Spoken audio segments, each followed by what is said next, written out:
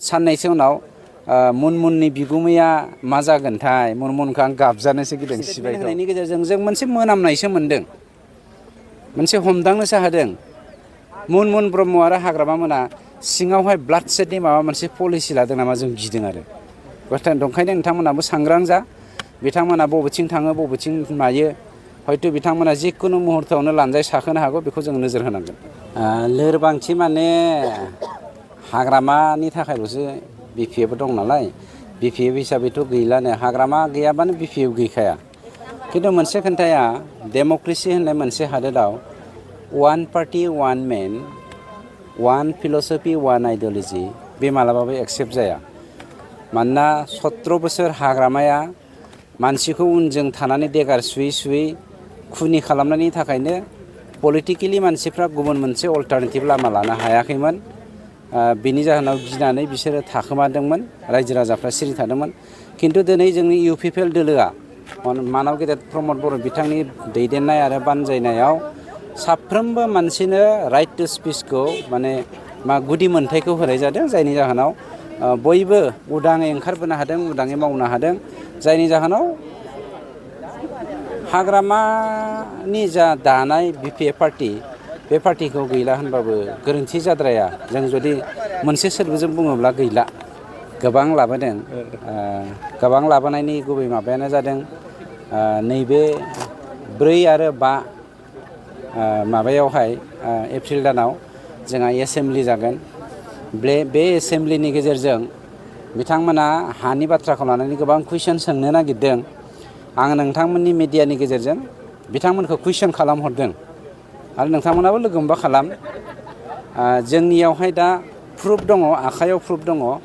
बिथांमोना proposed reserve forest and reserve forest बे मोननै खोन्दोनि हाग्रा ओनसोलनि हायाव बिथांमोना हाग्राखौ, दंफां लाइफांखौ दानख्रुबजोबनानै गावसोरो हाजार हाजार हेक्टर हायावहाय, बिगा नङा हाजार हाजार हेक्टर हायावहाय बिथांमोना साहा बागान, राबार बागान गायदों। बेखौ जोङो फैगौ एसेमब्लिनि गेजेरजों बिथांमोननि राबार बागान आरो साहा बागानखौ एरखुनायनि मोनसे प्रस्ताब लानो नागिरदों आरो बिथांमोननि खुगाजोंनो जोङो लाहोगोन। मानोना बिथांमोना डिस्ट्रयारफ्रा माबोरै दिनै मोनसे हालामखौ जौगाहोफिननो थाखाय, मोथांखोर खालामनो थाखाय एफरेस्टेसननि थाखाय मोनसे प्रजेक्ट लागोन, बिथांमोननोनो जोङो दायित्वखौ होनाय जागोन। मावनो हादोंना हायाखै, मोनसे बुस्थुखौ जों मावनो हायाखैलै। बिथांमोना जे 30,000 कौटि जाखोमादों, बे जाखोमानायखौ जों दासो खोन्दो खोन्दो खालामनो हादों। बे 30,000 कौटिनि एक्सनखौ जोङो लानो हाथ'वाखै होननानै बुंनांसिगोन, लानाय जाथ'वाखै नालाय। खिन्थु जोङो प्रजेक्टखौ सिङाव लागासिनो दङ। साननैसो उनाव मुनमुननि बिगुमैया मा जागोनथाय मुनमुनखौ आं गाबजानोसो गिदों सिबायखौ।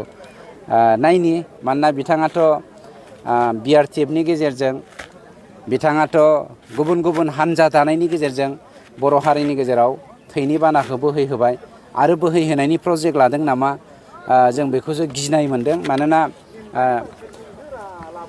हाग्रामा महिलारि बिथाङा गावनि बिबोनां मुनमुन ब्रह्मनि गेजेरजों जोंनि मानव गेदेर प्रमद बर' बिथांनि सरकारखौ थैग्लुंनाय, सिथारग्लुंनायनि अनजिमाया बारा जाबाय होननानै जेब्ला बिथाङा मोनसे रायजो राजानि सिगाङाव नंखाय स्टेटमेन्ट होयो, बे स्टेटमेन्ट होनायनि गेजेरजों जों मोनसे मोनामनायसो मोनदों, मोनसे हमदांनोसो हादों। मुनमुन ब्रह्म आरो हाग्रामा मोना सिङावहाय ब्लाड सेटनि माबा मोनसे पलिसि लादों नामा जों गिदों आरो ओंखायनो नोंथांमोनाबो सांग्रां जा। बिथांमोना बबेथिं थाङो बबेथिं मायो, हयथ' बिथांमोना जिखुनु मुहुर्तआवनो लानजाय साखोनो हागौ, बेखौ जों नोजोर होनांगोन। हाग्रामा बिथाङा जे बुंबाय थादों गुबुन नोंथांमोननि जिथु पार्टि बेखौ बुंनायनि लाइसेन्सआ जाथ'वाखै होननानै, दा मा ओंथि थानो हागौ बे बाथ्रायाव? बुंनायनि लाइसेन्स माने रायनायनि लाइसेन्स मोनाखै होननानै बुंबाय थादों। मा ओंथि थानो हागौ? रायनायनि लाइसेन्स माने जाम्बाया मोनसे खोन्थाखौ मानो क्लियार बुङाखै, आं गिख'थारलै, आंनाव हिनजाव बिख्लोसो दङ, आं नंखायनो एसेमब्लियाव दाबो बाहागो लानो हायाखै होननानै मानो बुंनो हायाखै, बेखौ बुंग्रोथों बिथाङा। आं बिखाफोर जानानै दाबो बुङो, हाग्रामा नोंथाङा जुदि हौवाब्ला, गामसा गानग्राब्रा, दख'ना गानग्रा नङाब्ला एसेमब्लियाव 4-5 थारिख एप्रिलाव फै, आं नोंथांखौ चेलेन्ज खालामो।